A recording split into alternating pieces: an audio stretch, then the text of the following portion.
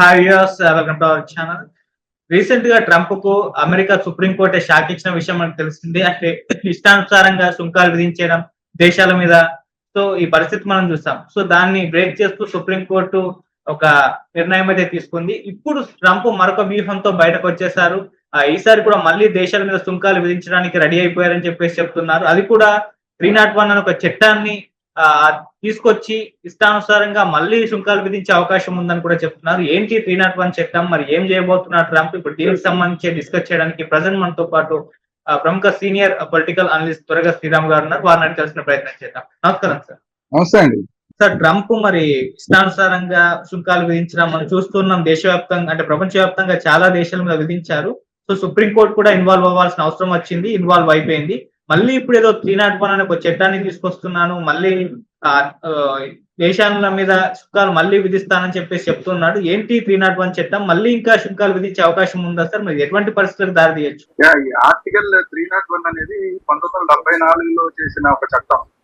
దాని ప్రకారం ఏంటంటే అమెరికాకి అనుకూలంగా లేని దేశాలు, వ్యవసాయం మామూలు ఇతర దేశాలు, భారత్ లాంటి దేశాలు, చైనా లాంటి దేశం, రష్యా లాంటి దేశం, ఇలాంటి దేశాలు ఏమన్నా వాళ్ళ వాణిజ్య విధానాలు అమెరికా ప్రయోజనాలకి కొంత వ్యతిరేకంగా ఉంటే గనక అప్పుడు WHO అంటే వ్యాపారం, ప్రపంచవ్యాప్తంగా వ్యాపారం చేసే వాళ్ళందరికీ కూడా దాంట్లో మనకు సభ్యత్వం ఉంటుంది.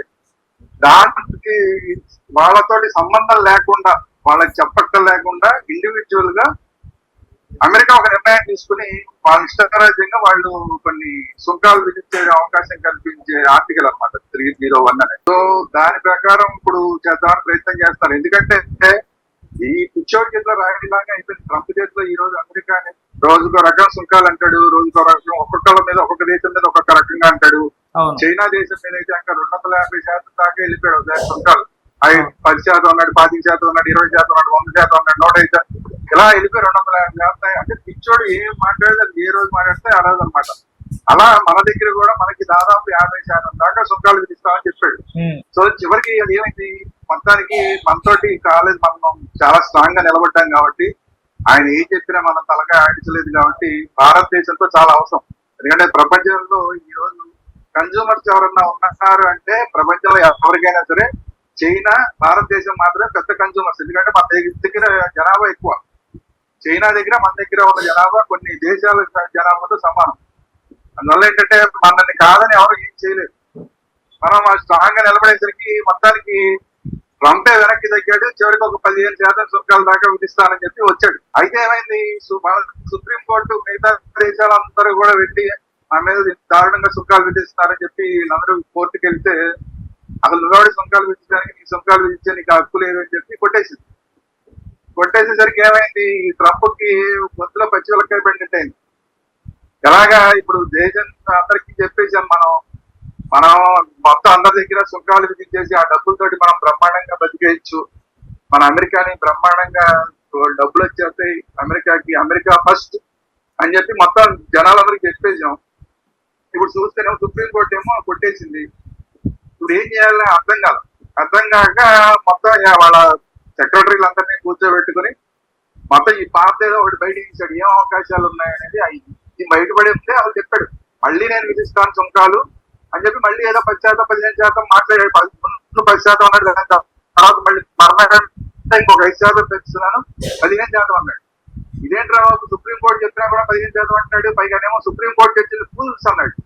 వాళ్ళ సుప్రీంకోర్టు చర్చలనే ఫూల్స్ అన్నాడు. మన దేశంలో అంటే ఇమీడియట్ తీసుకెళ్ళి లోపలేస్తారు. కానీ అమెరికాలో చర్చలే అందరికన్నా గొప్ప కాబట్టి ఏం చేయలేకపోయారు. అందువల్ల ఏంటంటే ఎంత మూర్ఖుడు అనే దానికి ఉదాహరణ.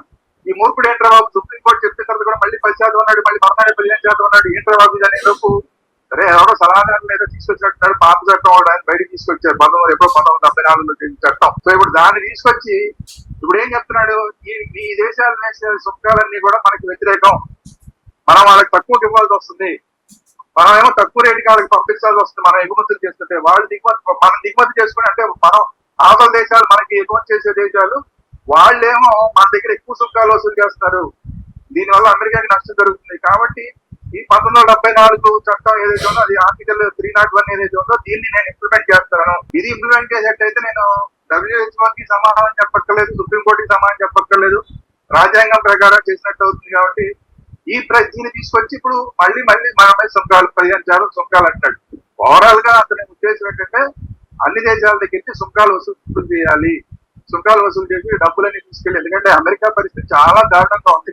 మామూలుగానే అసలు అన్ని అమెరికాకి అంతా అప్పులే. మళ్ళీ దీనికి ఏంటంటే అమెరికాకి డాలర్ అనేది ఒక రక్షణ కవచం. ప్రపంచవ్యాప్తంగా డాలర్ వినియోగం ఉంది కాబట్టి వీళ్ళు ఇష్టరాజ్యంగా అప్పులు కూడా సరిపోయేలాగా డాలర్ రోజు గుర్తేస్తుంటారు, గుర్తేసి అలాగా నడిపిస్తున్నారు. కానీ ఏమవుతుంది, ఇప్పుడు భారతదేశం లాంటి దేశాలు ఏం చేస్తున్నాయంటే డీడాలరైజేషన్ మొదలుపెట్టినాయి. అంటే డాలర్ లో కాకుండా మన రూపాయల్లోనే మనం వాణిజ్యం చేస్తాం. చైనా వాళ్ళు కూడా అలాగే వాళ్ళ యువాల్లో అలా ఎవరికి వాళ్ళు వాళ్ళ దేశంలో ఏదైతే ఉన్నాయో రూపుల్స్ అయితే రూపుల్స్ ఇలా ఎవరి దేశానికి వాళ్ళు చేసుకునేసరికి ఆ డాలర్ వాల్యూ అనేది తగ్గిపోతుంది. డీడాలరైజేషన్ అనేది ఎప్పుడైతే జరిగిందో, అమ్మో ఈ డీడాలరైజేషన్ జరిగితే మనం అప్పుల పాలైపోతాం, మన కంట్రీ చంకరాగిపోతుందని చెప్పి వాడికి భయం పట్టింది. దీనికి తోడు ఇప్పుడు యుద్ధం పెట్టుకున్నాడు, ఇరాన్ తోటి యుద్ధం పెట్టుకున్నాడు. ఇది కొరుకుతో తలగొక్కున్నట్టు అయిపోయింది. 2 రోజులు 3 రోజులు అయిపోతుంది అనుకున్నాడు. ఇప్పుడు 2 వారాలు అవుతున్నా కూడా అవ్వట్లేదు, ఎప్పుడు అవుతుందో తెలియట్లేదు. ఇప్పుడు ఆయుధాలు అయిపోతున్నాయి, వాడి దగ్గర ఉన్న ఆయుధాలు అయిపోతున్నాయి, డబ్బులన్నీ అయిపోతున్నాయి. అది కాకుండా జనాలు చచ్చిపోతున్నారు, వాళ్ళ సైనికులు చచ్చిపోతున్నారు, అమెరికా సైనికులు కూడా చచ్చిపోతున్నారు. ఇవన్నీ ఉన్నాయి. ఈ భయంకరమైన పరిస్థితులు తట్టుకోవడానికి ఏంటంటే ఏదో రకం మళ్ళీ డబ్బులు అమెరికాలోకి డబ్బులు వచ్చేలాగా చేయాలి. అమెరికాలోకి డబ్బులు వచ్చేలాగా చేయాలంటే ఈ దేశాలన్నింటి ఎవరైతే ఆపరేటివ్ వాణిజ్యం చేస్తున్నారో వాళ్ళందరి దగ్గర కూడా ఈ వసూళ్లు చేయడం ఒకటే, సుంకాలు వేసి వసూలు చేయడం ఒకటే మార్గం అన్న ఉద్దేశంతో దీన్ని తీసుకొచ్చారు. దీని కూడా మనం భారతదేశం మాత్రమే కాదు, మిగతా ప్రపంచ దేశాలన్నీ కూడా చూస్తాయి, ప్రస్తుతానికి చూస్తున్నాయి. పిచ్చోడి చేతులు రాయి కాబట్టి చూస్తూ ఊరుకున్నాయి. దీని మీద కూడా కొందరితోటి కోర్టులో కేసులు వేయిస్తారు ఖచ్చితంగా. మళ్ళా అమెరికా సుప్రీం కోర్టులో కేసులు వేస్తారు. దాని తర్వాత ఏం జరుగుతుందనేది తెలియదు. అది ప్రస్తుతానికి మాత్రం వాణిజ్యానికి ఇబ్బంది లేకుండా ఏదో ఒకటి 10%, 15% ఏదో సుంకాలు మొత్తానికి. ఎందుకంటే కొన్ని ఇంతకుముందు ఎక్కువ వసూలు చేసిన సుంకాలని మళ్ళీ తిరిగి ఇచ్చేయమని చెప్పింది అమెరికా సుప్రీం కోర్టు. ఏం చెప్పిందంటే మళ్ళీ తిరిగి ఇచ్చేయమని చెప్పింది. ఇప్పుడు అలాగే మళ్ళీ ఒక సుప్రీం కోర్టు ఏమైనా మళ్ళీ ఇంకొక మంచి ఛాన్స్ ఏమైనా ఇస్తుందేమో అని చెప్పి అన్ని దేశాలు చూస్తున్నాయి. బట్ ఏంటంటే నాకు తెలిసినంత వరకు ఇది రాజ్యాంగబద్ధమైన విషయం కాబట్టి సుప్రీం కోర్టు కూడా ఏం చేయలేదు.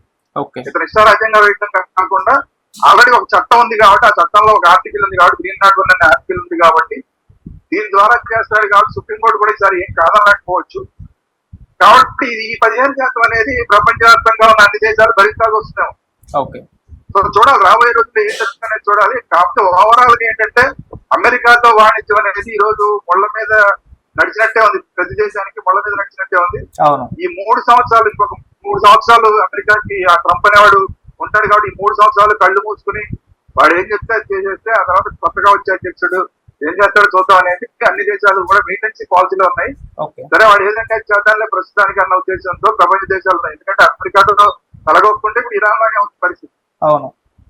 సో అందుకని మా భారతదేశం లాంటి దేశాలు కూడా కొంత సంయమనం పాటిస్తాయి. అందులో చూడాలంటే ఇప్పుడు ట్రంప్ తన కార్డుని తను వాడేశాడు. తన ట్రంప్ కార్డు, ఆఖరి ట్రంప్ కార్డుని కూడా వాడేశాడు. ట్రంప్ చేతుల్లో ఉన్న ఆఖరి ట్రంప్ కార్డు ఆర్టికల్ 301. సో దీన్ని కూడా వాడేశాడు. దీన్ని సుప్రీం కోర్టు ఏమంటుందన్న దాని మీద ఈ మొత్తం ఇష్యూ అంతా కూడా ఆధారపడి ఉంది. Thank you so much. Thank you.